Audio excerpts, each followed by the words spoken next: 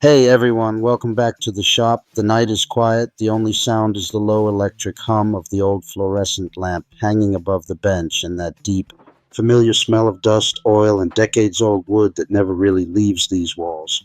In front of me lies a relic, a massive early 2000s computer monitor, the kind with a thick glass screen and a plastic case heavier than some modern televisions. To almost anyone else, this thing is electronic waste, something to be tossed into a dumpster without a second thought. But when I look at it, I don't see junk.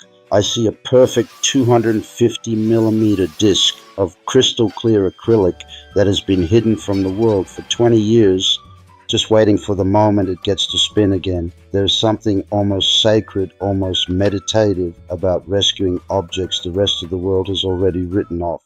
This monitor once sat on someone's desk while they sent their first nervous emails, watched grainy YouTube videos at 360p, laughed at stupid memes, maybe even edited their wedding photos. It was part of countless small human moments, and now every circuit board, every screw, every tired capacitor inside it is dead, except this one piece of acrylic that is still flawless.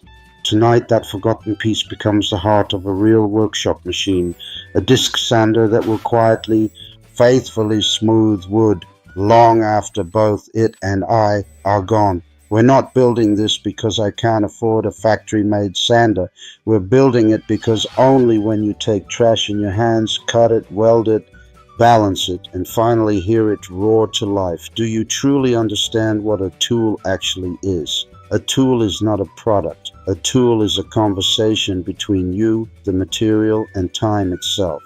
Tonight, the conversation partners are a 750-watt motor that somehow survived 3 completely burnt-out ventilation systems, random pieces of rusty square tube that have been leaning against a wall for years, and this thick, honest piece of acrylic that outlived its original purpose by 2 decades. 3 orphans, 1 new life. Let's begin. Disassembling an old monitor always feels like performing an autopsy on a small slice of history. You remove screw after screw, the plastic creaks and sighs like it's reluctant to give up its secrets, and finally you lift away the shroud. And there it is, 8 millimeters of perfectly clear acrylic, untouched by scratches, untouched by sunlight for 20 years. I run my finger across the surface and it's cold, almost icy, but completely brutally honest. This material never pretended to be anything it wasn't. It just waited, cutting a perfect 250 millimeter circle without a CNC or a laser is an act of pure trust.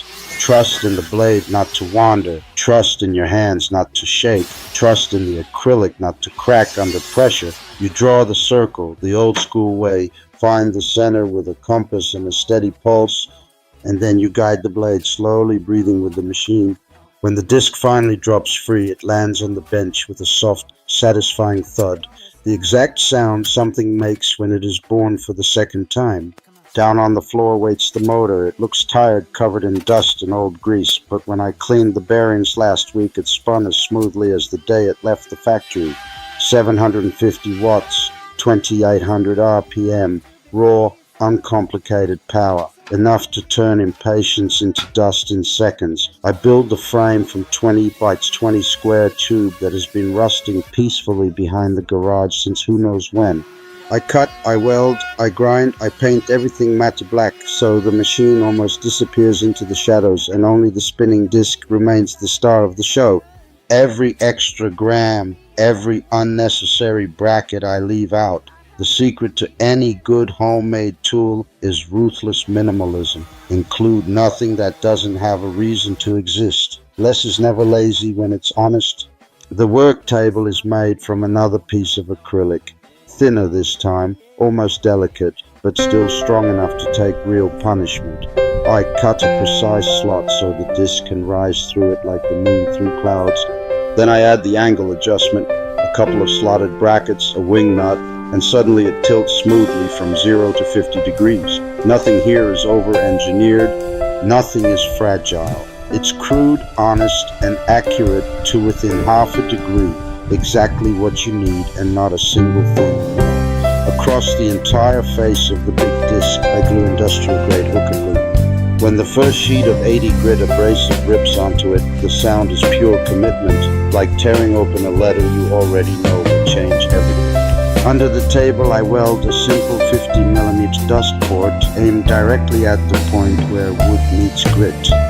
Later, when a shop vac is connected, the storm of sawdust will vanish before it even learns your name. Clean work is respectful work. The first power-up is always the moment of truth. The disc wakes, slowly finds its balance, then suddenly screams into full voice. For a split second, I'm afraid the acrylic will explode into 1,000 shards, but it doesn't.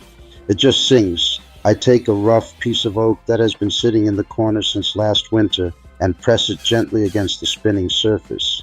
Centuries of growth, storms, sun, and wind disappear in warm golden snow that gets sucked away instantly. There is a deep, almost spiritual peace in that moment, watching time itself being erased while simultaneously creating something smooth, something new, something that will probably outlast me by another century. I switch to 240 grit and run the same board again. One more pass and the surface feels softer than skin, warmer than skin, alive in a way no piece of fresh lumber ever feels. This machine doesn't simply remove material.